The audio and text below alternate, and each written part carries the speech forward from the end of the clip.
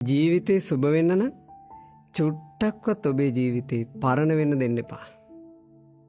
අහිතවත්කම් පරණ වෙවි පල් වෙන්න දෙන්න එපා. ඒවා හිතින් අත්හරින්න. හිත සැහැල්ලු කරගෙන අලුත් වෙන්න. හිතවත්කම් පරණ වෙන්න දෙන්න එපා.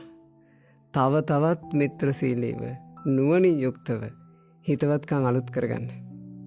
ඔබේ දුර්වලතා, පව්, අකුසල් තව තව පරණ වෙන්න දෙන්න එපා. ඒවා අයින් කරලා අලුත් වෙන්න.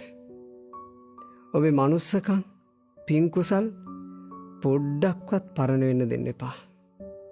ඒවා තව තවත් අලුත් කරගන්න. ඔව්, පරණ වෙන්න එපා. සත්පුරුෂ ඇසුරේ ඔබ අලුත් වෙන්න. ඔබේ ජීවිතේ ඇත්තෙම සුබ වේවි. ඔබට සුබ ජීවිතයක් ඇති කරගන්න වාසනාව ලැබේවා.